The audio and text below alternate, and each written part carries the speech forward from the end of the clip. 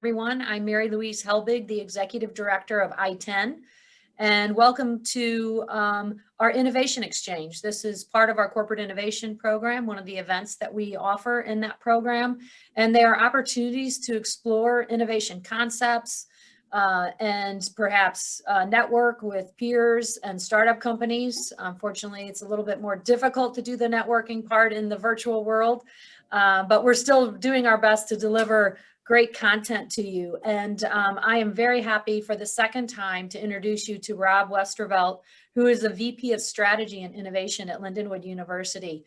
And Rob is our speaker today, as he was for the first design thinking session that we hosted on Groundhog Day last month. So Rob's reappearing as our I guess, token groundhog, but it is not Groundhog Day. That event is on our YouTube channel. So if you didn't have the pleasure and opportunity to participate in that event, we'll share our YouTube channel URL with you, and you can access the first session as well, where Rob gave an overview of design thinking. Today, because it was such a popular topic and so well received, there was interest in talking about the next two phases of design thinking, which, well, actually the first and the second phase, because he did an overview in the first session. So empathize and design. But Rob, being the bright innovator that he is, also suggested that we incorporate jobs to be done theory in this session with the design thinking concepts, because the two working together can be really incredibly powerful around exploring innovation and validating innovation.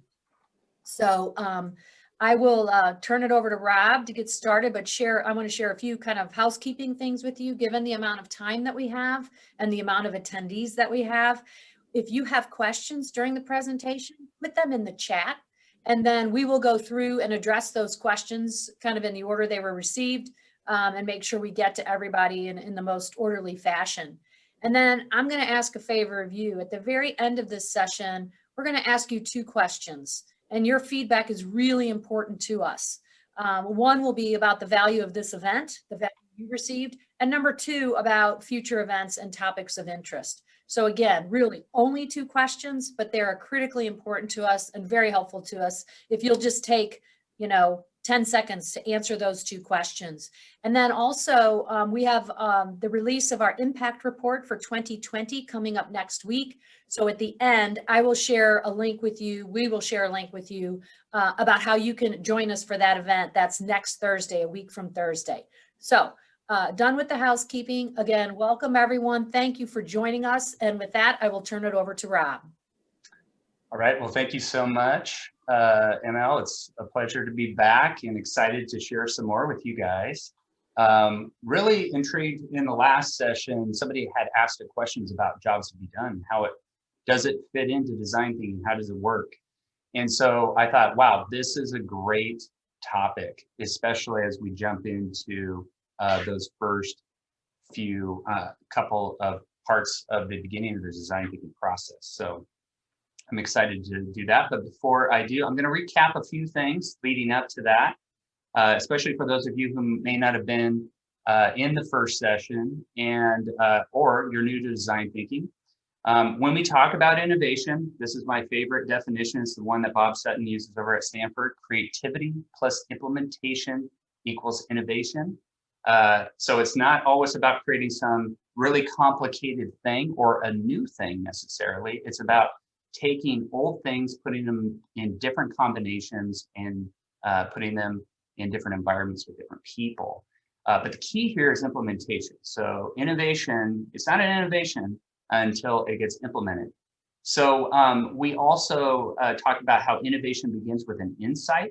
And I introduced you to Catherine Zufel, who was the creator of something we all love. But she had an insight.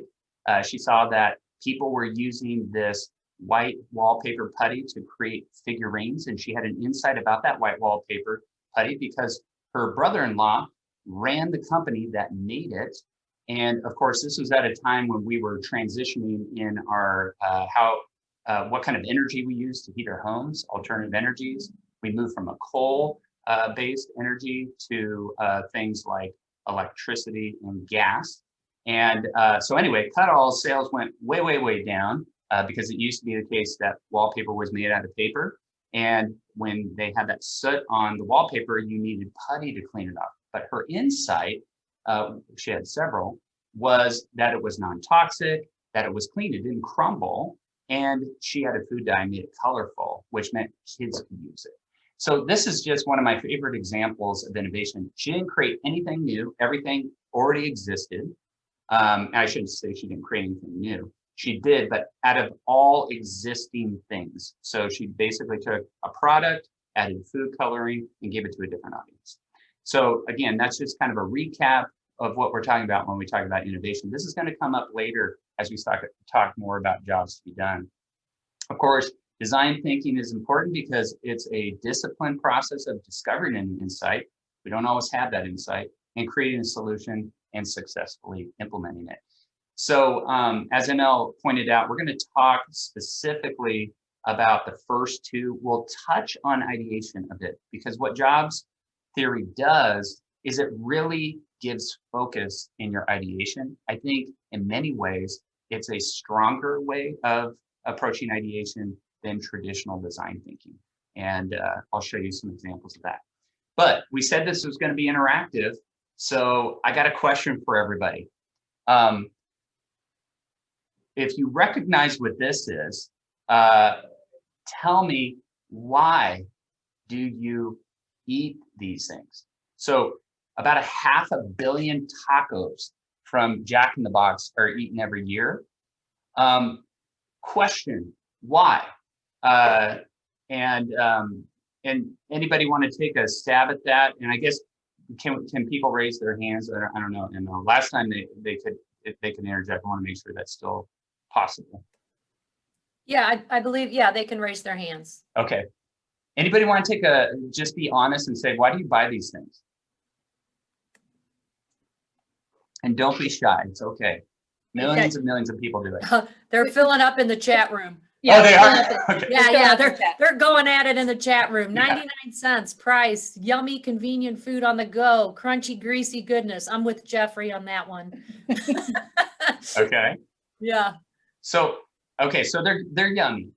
Okay, that's one thing. So you're looking for yummy food, but why a taco?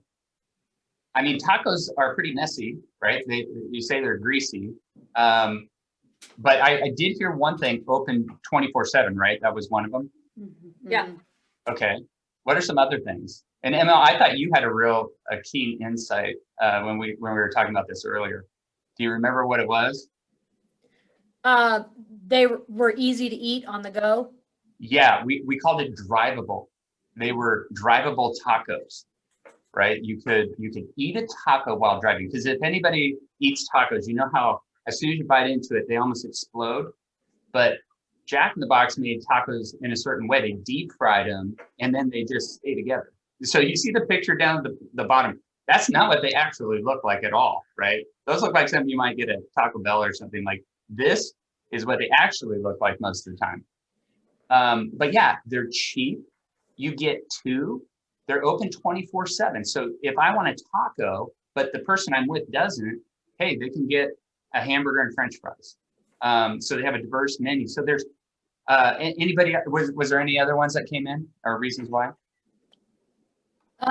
Cheap was another one that I think came in. Cheap. That was one of the, yeah. Yeah, 99 cents, and you get two, not one, right? That was another one. Yeah. Yep. And it turns out that a lot of these tacos are eaten very late at night. And so for all kinds of interesting reasons. But yeah, so these tacos, the reason why I bring this up is these tacos are addressing some jobs to be done. Okay. And what I love about ML's original insight of drivable, that is a job. How do I eat a taco while I'm driving? And that's where that 24/7 window that they have to buy tacos, and they sell so much of them at night. People are swinging by after a party and getting tacos, or they're swinging by after an event with their kids and they're grabbing tacos. A lot of times people don't want to get their car messy. So there's all these other reasons. Here's what they didn't do. They didn't try to make a better taco, okay? And that's one of the challenges that we have in design thinking, is we're trying to make a product better oftentimes. So keep that in mind as we move forward here, because as we talk about jobs to be done, and just to kind of give you a sense of what's the critical part of jobs to be done theory, I want to share this quote from Clayton Christensen, who is the creator of this theory. He says, people don't simply buy products or services, they hire them to make progress in specific circumstances. So keep that in mind. It's about progress, not products. And let's just give an example of this. So everybody probably in the world knows what one of these things is, right? It's a Segway. Now, what you may not know, if you remember back when Segways were launched in 2001, they said, this is going to be the ultimate urban transport. In fact, they launched them in the heart of New York City. But if you watched the news and kept up with what's happened, they ended production in 2020. Now, why? It was this incredible innovation, right? You can plug this thing in, hop on it, and zoom through any urban environment. Well, you can start thinking about, well, what are the jobs to be done with a Segway? What is it doing for me that I need, a specific task that I need? And what people started to discover in the city was, hey, if I'm in New York City, I might need to jump in a cab, or I might need to jump into a subway. What do I do with this Segway? Or I stop off at a restaurant. Do I have to chain this up? How does this work? Or what if it's snowing? Or what if it's raining? All of a sudden, this solution becomes a big burden. And then people were like, this just doesn't meet any job to be done. Now, compare that to something that has an obvious job that it is addressing, which is I need to get from point A to point B. And further, I don't want to deal with the hassle of a rental. I don't want to have to go and find out whether my car is going to be there or not. I don't want to have to book it in advance because I'm not sure where I'm going to be. It starts fulfilling all of these jobs to be done. And that's why something like Uber is so successful, because it has an obvious job that everybody needs to get done. So I arrive to my destination, I turn on my phone, and I just look who's available. And then I get to choose which one best suits me, right? So all these jobs to be done are addressed by an organization like Uber. So again, it's about progress, it's not about products. And when we think about innovation, oftentimes we're trying to improve our product, and then we focus on the consumer and our product. Now, jobs theory is going to be a little bit different than that. Now, I love what Christensen says too, because he really goes back to what we talked about earlier with something like Plato, is that innovation is less about producing something new and more about enabling something new and important. And that will become critical. Now, the thing that really separates jobs theory from traditional design thinking is that instead of the consumer or the user being at the center of the innovation universe, the job to be done is at the center, okay? So we're gonna be looking for the job and trying to find out what is the job. Because oftentimes, here's the case. Steve Jobs, right? We'd all say Steve Jobs is an innovator or was an innovator. And he has this famous quote, of course. He says, a lot of times people don't know what they want until you show it to them. Like, think about Uber in this case. Nobody knew that they needed an Uber until they saw Uber, and then they knew that it fulfilled the job to be done. Now, one of the things that made Steve Jobs a genius is that he did not focus on the customer. He focused on the job. Now, he may not have called it the job, but here's an example. He was a big music connoisseur, a big fan of Bob Dylan and the Beatles and others. And he had this idea of 1,000 songs in your pocket. Now, nobody could fathom that before, right? But then he creates the iPod, and people realize, oh, that's an important job that I have, that I need done, because I don't have access to my music, and I would really like to have it and then have full control over it. So it starts fulfilling all these jobs. And then he made it smaller and smaller. And pretty soon people are wearing these little nano iPods as they're jogging, and they're shuffling their music. So again, the focus on the job is what separated Apple from everybody else and made it the richest company in the world in a very short amount of time. Now, if we move forward to the smartphone, it was thousands of jobs done. I mean, literally overnight, it dematerialized all kinds of tools that we use every day. So if you remember, like I remember traveling and having to carry a digital phone, some sort of mobile phone, and a digital camera. And the two, you go traveling, you had two things. Then you had things like calendars. You had things like address books. You had flashlights. You could just keep going and going. And then as they created this, companies got on to the app platform, and they started dematerializing things like storefronts, okay? The telephone.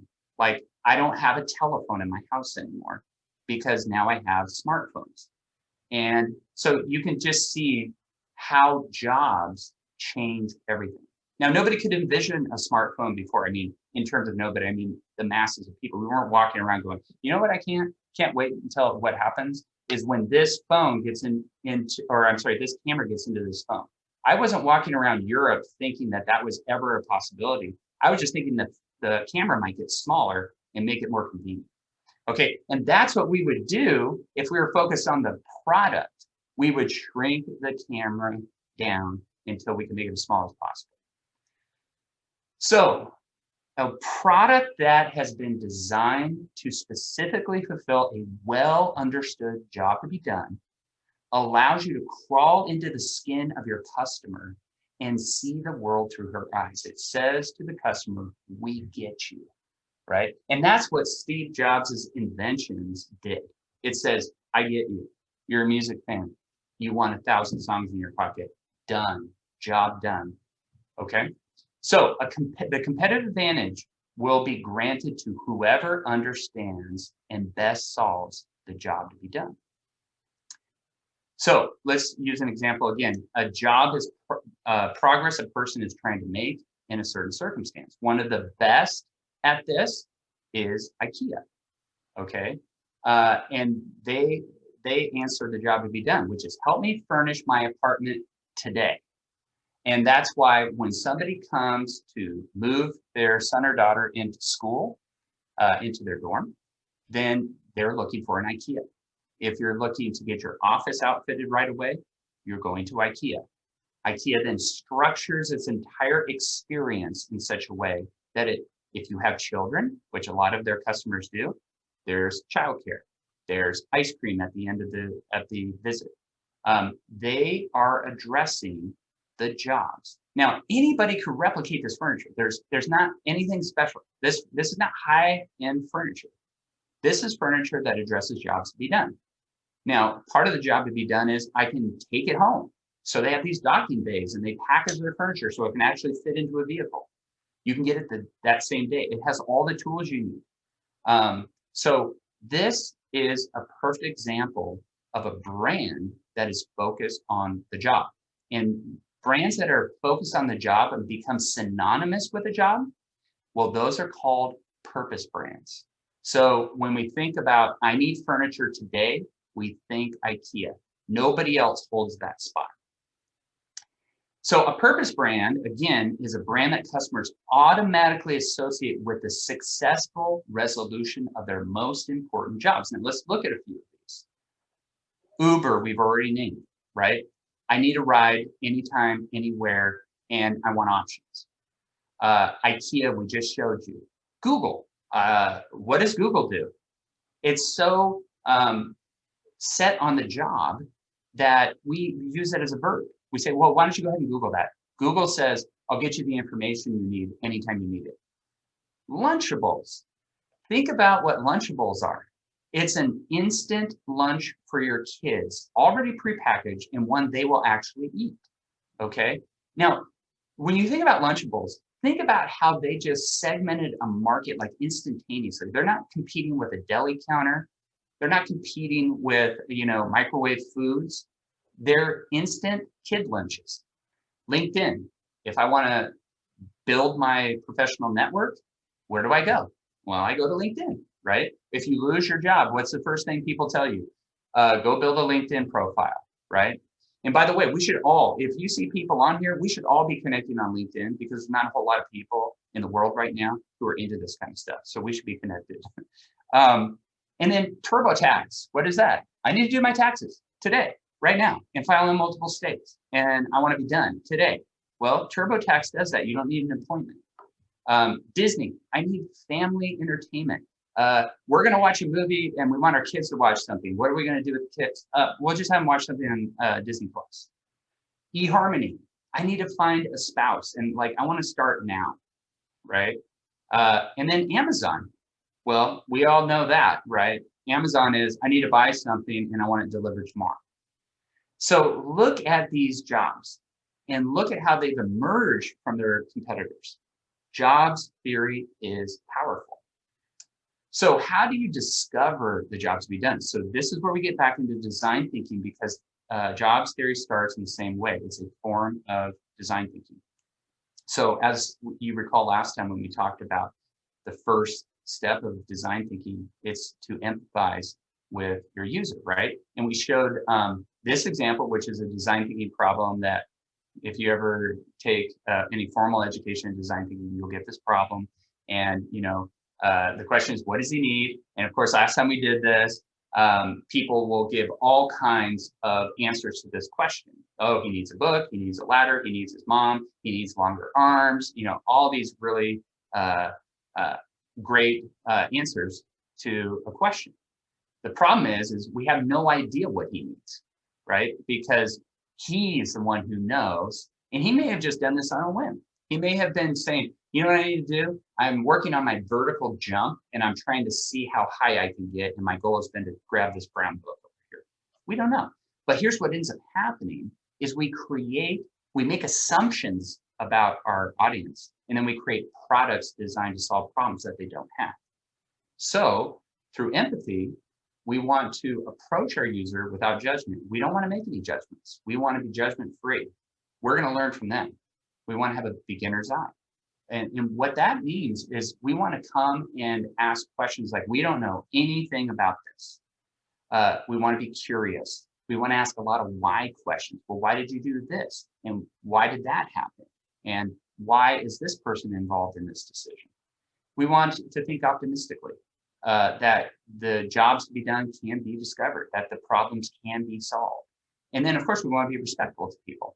We don't want to do, sometimes what we do in engineering is we think, oh, the customer's just stupid. They can't figure this out. It's elegantly designed. And if they could just spend 2 minutes figuring it out, they would get it, right?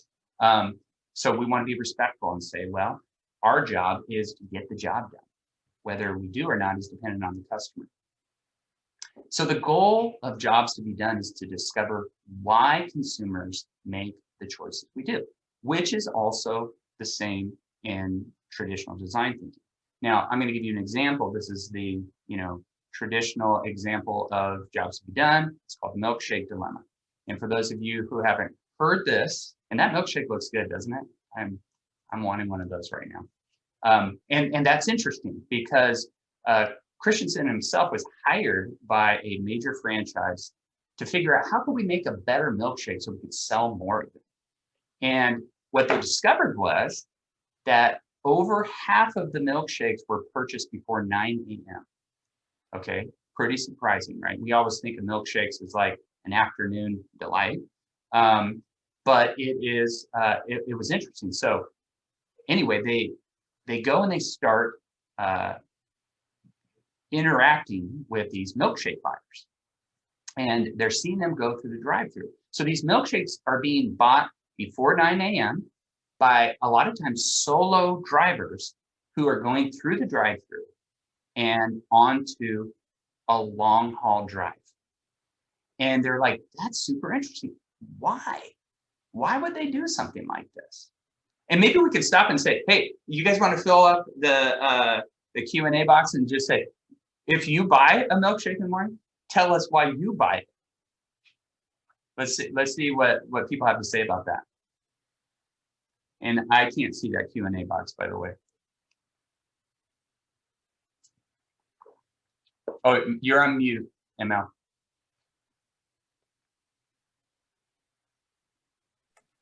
Nothing yet on that.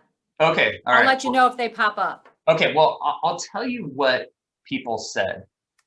One is these people they had a long drive ahead of them. Some of them had long commutes, and they wanted high calorie, okay, because they were going to be on the road for a while, and they wanted something that was high calorie that they could intake slowly, interestingly enough. The straw was actually really important. They also wanted something to do with their right hand while they were driving, and the shape fits perfectly in the cup holder. Okay, that became really important, actually. The other big one was it was clean. So you think about other breakfast food options. Breakfast foods are pretty messy, right? They're usually, you have to sit down at a table and eat your breakfast food. Even breakfast burritos are difficult, right? You got to pull that wrapper down, you got to eat it and hope it doesn't get on you. And if you're going to work, you definitely don't want all that stuff on you. And so these were jobs to be done. Now, the interesting thing about this is they hired the milkshake to do the job instead of these things. Okay, so typically when we do marketing or product development, we think in terms of market categories, right? And so these are all breakfast foods and they fit in the breakfast food category. Now, milkshakes don't fit in the breakfast food category as far as we knew. Turns out they actually did because they performed a job better than a Nutri-Grain bar or breakfast bar. Why? Well, first, they're small. There's not much to them. I got to tear it open. I have never torn open one of these things without crumbs falling out, right? And then if you have children, it's even worse. Bagels, fire. Why? Man, that's a lot of work to do. I got to cut the bagel open. I got to put the cream cheese on, and then it's just crumbs everywhere. Now, banana, you would think that's got to be a better contender, but not everybody likes bananas. And also, what do I do with the banana peel? I got to throw it on the ground, and then you consume bananas actually rather quickly because they're easy to chomp on. And then, of course, the breakfast burrito, which is just a mess. So again, look at how the job got done. If we were to just go straight to consumers and start asking them, what do you eat for breakfast and why? We would have never found milkshakes, because usually what ends up happening is the consumer's not going to tell you, I buy milkshakes in the morning and drink them on the way to work, right? Because that's not an answer that's usually acceptable. But by going out into the field, they could interact with the customer in their environment and discover what the job was. So again, the job is at the center. So when we look at empathizing in the jobs to be done way, we want to avoid this Tom Fishburne cartoon where, there's somebody says, oh, I've nailed this new product with our target market, this teenage girl. And this guy's like, hey, do you think we should actually go out and maybe make sure that you're right? And the other guy's kind of like, what? And leave the room. Why would we do something like that? But that's exactly what you need to do in design thinking. We talked about that last time. But it's especially true in jobs. So what you want to do, and this is very similar in some ways to traditional design thinking, and then we're going to show how it kind of starts deviating when we look at jobs. So you want to make a mini documentary, Christensen would always talk about. And I'll show you some ways to do that. You want to immerse yourself, get in their environment. You want to observe. You want to tell a story about who the person is, describe their environment and what they're doing it, and you can even add why are they doing it. And that's where you want to interview them, find out the background that led up to this decision, and then discover the supporting cast. There may be other people that are involved in the decision.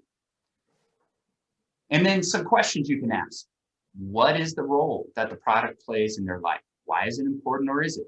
When is the product important and why? It may be occasional, right? Who else is involved in the purchase or use of the product? What are the barriers and points of friction to buying the product? Like that's one thing that IKEA does really well, is it overcomes the barriers to buying furniture. And then depending on the individual's present struggles and desired progress, what alternatives exist? Sometimes they're firing nothing, like Airbnb. People just didn't travel. And I mean, they just couldn't afford to do it, or they didn't have the flexibility they needed. And so Airbnb actually was competing against not traveling. So there's a lot of people who travel who say, I would never travel if it wasn't for Airbnb because of my circumstances. What are the occasions where the individual doesn't use the product when you might expect her to? That's a huge one. That's getting into new uses. And are there any moments when they use the product in an unusual way? So you get all this super deep information about the job when you go through this process. But again, you're not focused on the customer, you're focused on the job, because it turns out that the job is way more applicable than just that particular customer's perspective. So again, moving into define, which is the second step that we wanted to talk about today, I shared this quote by Einstein, which is, if I was given an hour to save the world, I would spend 59 minutes defining the problem and then 1 minute solving that problem. So again, it's the importance of getting that definition down, okay? Now, I'll move back here. In traditional design thinking, we would create something like an empathy map, and we would reframe the problem and create a user point of view. And we would observe, what did they say? We'd see, what did they do? We would infer, what did they think? How did they feel? And then we would develop our point of view with a user need and insight. And this was an example that I gave last time of one I did at a hotel in wine country. Now this is fine, but Christensen would say, or did say, that what Jobs does is it adds more certainty to what problem you're actually solving. And that certainty revolves around the actual job that your product or service is being hired to do. And that's a lot different. I mean, it's very similar, but it's really, really different, because again, we are looking at the job. This is the critical takeaway. What is the job that needs to be done? So we ask the question then, and this is in jobs theory, rather than just a point of view on an empathy map, they create a job spec, what's called a job spec. And this is the innovator's point of view. And the question here is, what do I need to design, develop, and deliver in my new product offering so that it solves the customer's job well? And we look at functional dimensions, and we've talked about some of those already, emotional dimensions, and then social dimensions. So this is where you take design thinking a little bit further out as it focuses in on the job. And then a way that you can devise this job spec is by writing this sentence. When situation happens, like when I take my kid to college, I want to motivation furnish their dorm so I can expected outcome, settle them in before I drive home. This is why IKEA is so powerful in certain people's circumstances. My son or daughter just moved into their first apartment. They have no furniture, and we need to furnish that apartment today, right? That's the power of a purpose brand. So let's put this in another situation, and let's talk about packaged cheese, a famous example. Now, typically what will happen when we define a problem is we define our problem, right? How do I grow market share in a very crowded market? So cheese, super crowded market, packaged cheese in particular. In America, we package our cheese. Like if you were in France, you would never dream of doing something like that. But how do we grow our market? Wrong question. That is not a question or a problem or a job that the customer has. So let's switch the question. And this is a real question that a company used to solve a problem. And it's, how can I enjoy all of the delicious cheese experience that I love on my daily sandwich without the calories, fat, and the guilt that comes with it? Okay, now that's a job to be done. This is a person who eats sandwiches every day, but they have a job. they need to fix their diet a bit, but they don't want to lose the cheese. And, you know, they don't want Velveeta because that doesn't taste like the cheese that they put on their sandwich. So Sargento went through this whole jobs to be done process, and many of you may use this product. And what did they do? They just cut their cheese thinner, right? Here's a perfect example of not creating something totally new, but just taking what you have and cut it a little thinner, right? What did they do? They cut the calories and they kept the flavor. It turns out that people don't need as much cheese on their sandwich as they traditionally were putting on. And guess what happened with this offering? In the first year, okay, 3,400 packaged products were being offered the year that this cheese came out. Most of them failed to get traction. This one earned $50 million in its first year, okay? Why? Because it solved an important job. They were able to differentiate themselves within a highly competitive environment with cheese. Nobody would have thought that you could do something like that, but they did because they understood the job. Now, the guy who was heading this up for them, Rod Hogan, said, look, jobs theory forces you to define the offering in the context of a very specific consumer struggle. And that is neither easy nor natural for most large companies. This is why most large companies don't do this. What do we do instead? We just focus on our market category and focus on building a better product, and we try to lead consumers down that road. How can I make this product that I sell better? And then what ends up happening, if you ever read a book, I'm looking on my shelf, called The Culture Code by Clotaire Rapaille back in the early 2000s, not the new book, but the old book, he really goes to town on this idea that when you do that kind of market research, you don't always get really good feedback, because when people answer questions, they give you the answer they think you're looking for or that is most acceptable, not what they actually believe.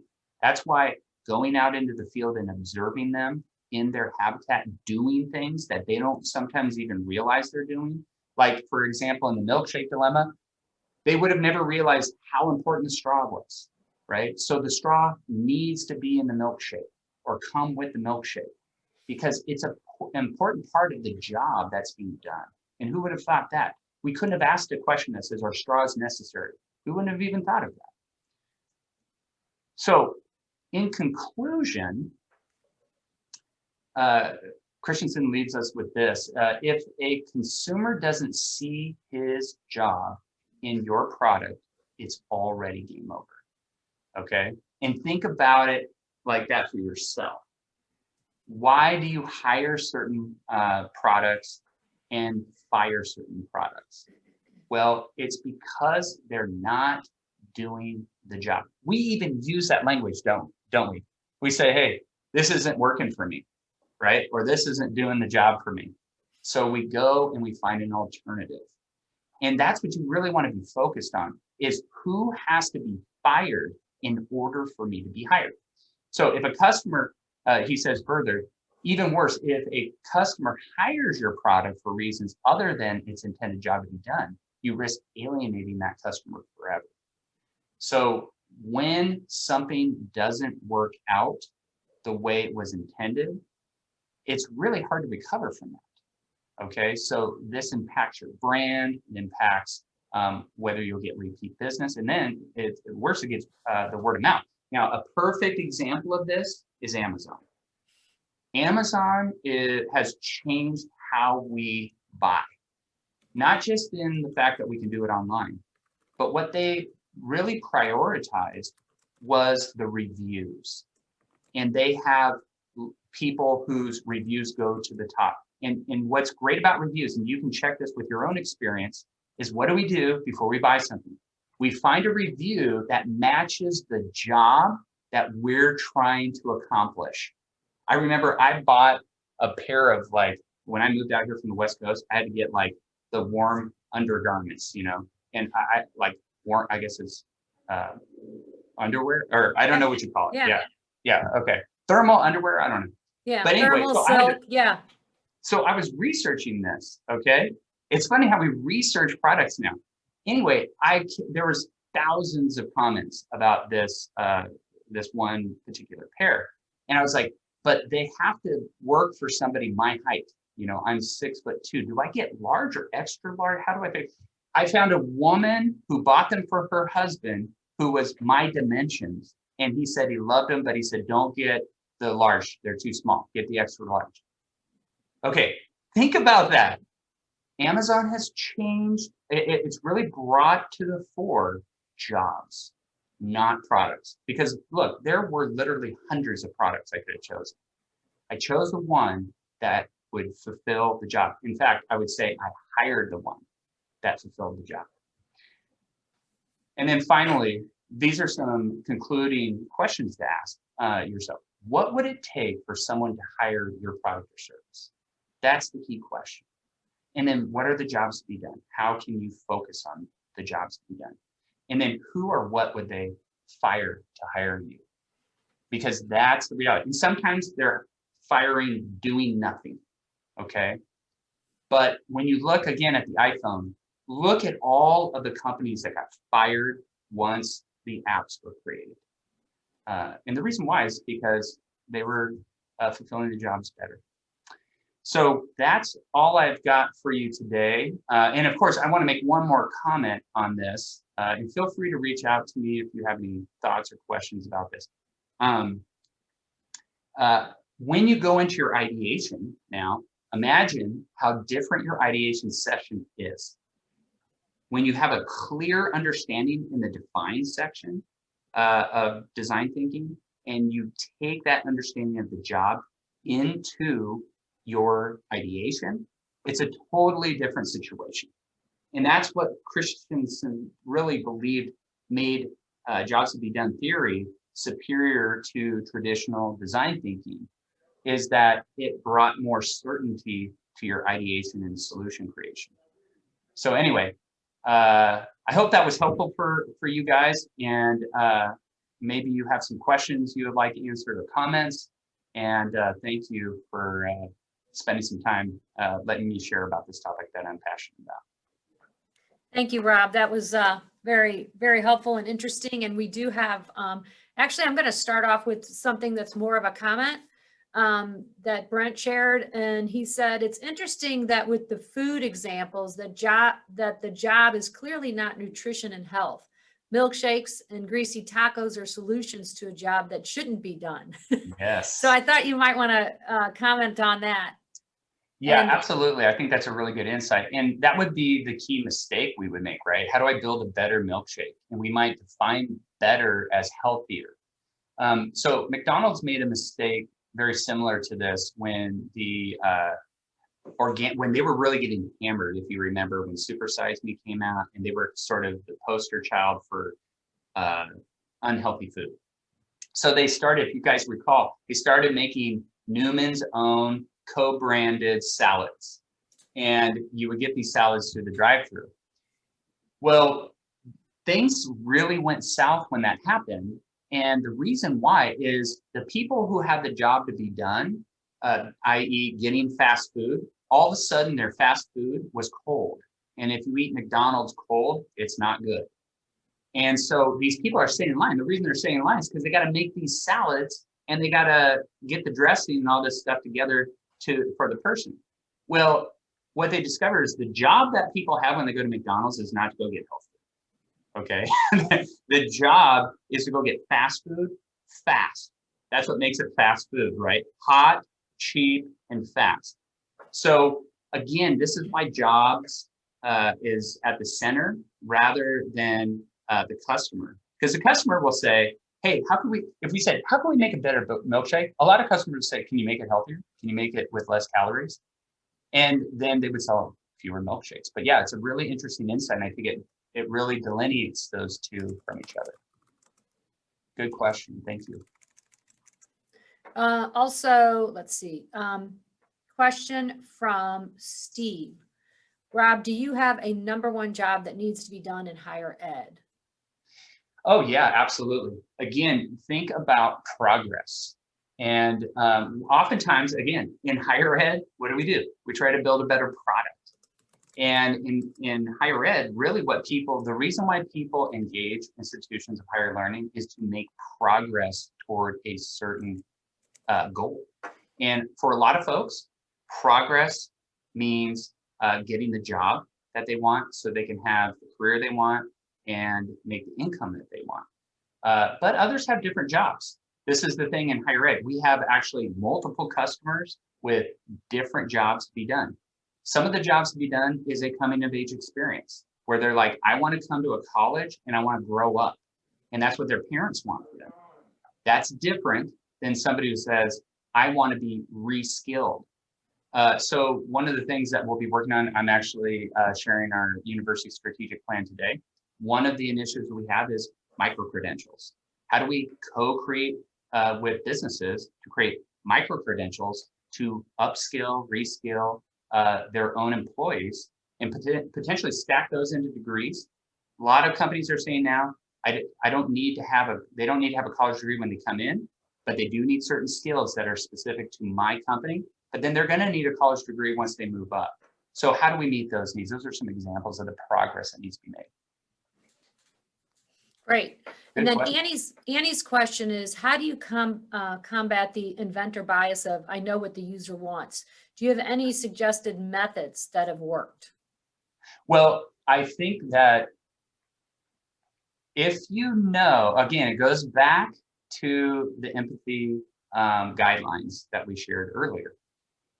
You're making a judgment when you say you know, okay?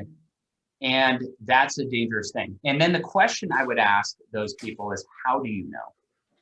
So if they can define the job to be done in a way that is super clear to everybody, because they might have that job as well, that's one thing. But it goes back to that cartoon. Let's go out and find out if you're right. That's usually how I like to handle it, is say, you may be right, but we want to know before we spend the time and resources to implement something like this or to create something like this.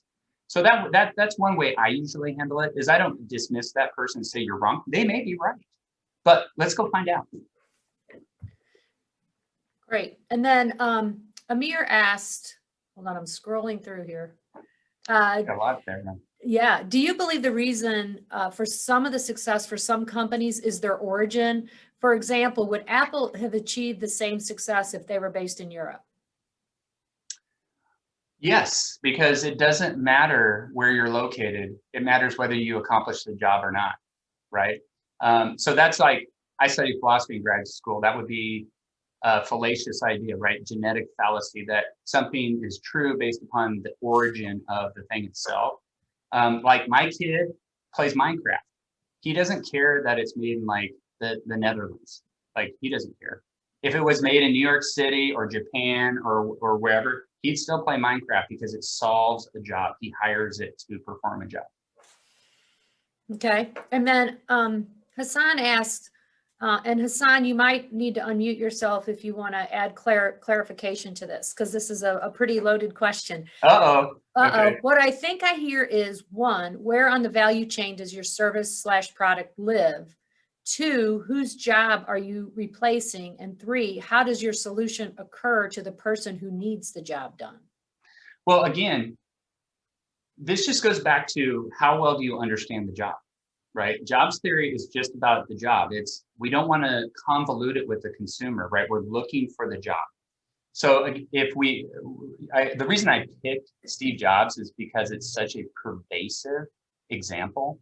And if you go further on that quote that I shared, he said, this is why I don't rely on market research to create products, because he's so hyper-focused on the job. And he knows if this accomplishes a job, nothing else, I shouldn't say nothing else matters. Of course, your supply chain matters because you have to be able to execute. But what Jobs is really trying to do, Jobs theory, is it's trying to give everything the focus it needs to ensure the highest probability of success. Now, you could fumble your way down, right? A lot of people solve jobs. The mouse, for example, was not created by Apple. It was created by, I believe, IBM. It solved some jobs, right? But they couldn't execute as well as Apple did. So execution is super, super important. and it is a big determiner of success, but the job is the core. It determines whether you create the right solution for the customer. And again, here's the thing. When you find a job, here's the magic of what happens. All these customers you didn't even know were your customers emerge and start saying, wow, you solved my problem. And that's really the beauty of jobs. So I like Gabrielle's question is, how do you recommend new small businesses prioritize and pace jobs to be done? Well, just ask the fundamental question. What job are you being hired to do, and who's being fired in order for them to hire you? Crystallize that. And it's actually hard to do. I mean, like Rod Harper was saying, this is not an easy thing to do. It requires some work. And that's where the design thinking traditional components are being utilized by the jobs theory. But yeah, if you can't answer the job that you're being hired for, well, then you've got some systemic issues. So I want to remind everyone that Rob's first session, which was last month, is available, and Connie has posted that in the chat. So there's a link to our YouTube channel, so you can access the first session that Rob hosted, which was the overview on design thinking, which is valuable. And so I recommend going back and checking that out. And then the other thing, which is also posted in the chat, is we would like to invite you next Thursday, April 8th, to our virtual event at Adventure Cafe, the second Thursday event, where we will be releasing our 2020 impact report. And so it's usually a fun session where we talk about all that's transpired in the last year, given to the interesting year it's been for us in our startup community. But in spite of that, a lot has happened in a good way. So we hope that you can join us next Thursday, April 8th, and the RSVP to attend that session is also in the chat. So also people have been posting their LinkedIn URLs for connecting. So we'll stay live. So you can continue if you haven't done that and would like to, or would like to connect with some of today's participants, which I highly recommend, which is a key part of this program. Go ahead and share your LinkedIn profile page and connect with others. And then Melissa, I think we have the favor to ask is these two questions that we'd like to get your feedback on. And so here comes the poll. So there's just two questions about the value of the event today, and thinking about what else you might like to hear on design thinking going forward. Also, I'll just say, if there are other topics that you would like us to consider presenting in this series, please share your thoughts in chat about that. We would really appreciate hearing from you, because we don't want to produce events that aren't of interest to you. So if you have some great ideas for what we could do going forward, we'd really like you to share that with us. I'd like to thank Rob once again for his time today. I know just, being here is part of his time, but I know that he preps and prepares and spends time getting ready for this as a presenter. So we really appreciate you taking the time to do that and be with us today and share this valuable information. Question number 1 is still up, and if we could get a few more responses in there, and then I think they're coming in. Answer transitions to your second question. Is that right? Yeah, there's a bunch coming through on both answers. So yes, okay, very good. Okay, so again, check out the chat for the previous video, our second Thursday RSVP, and sharing your LinkedIn profiles. It's a great way to connect in the virtual world that we're living in today. Rob, thank you again on behalf of I-10 and everyone that joined us. And we appreciate you sharing your wisdom and insights on design thinking and jobs to be done theory. So everyone, have a great day. We hope you enjoyed our session, and we hope to see you soon.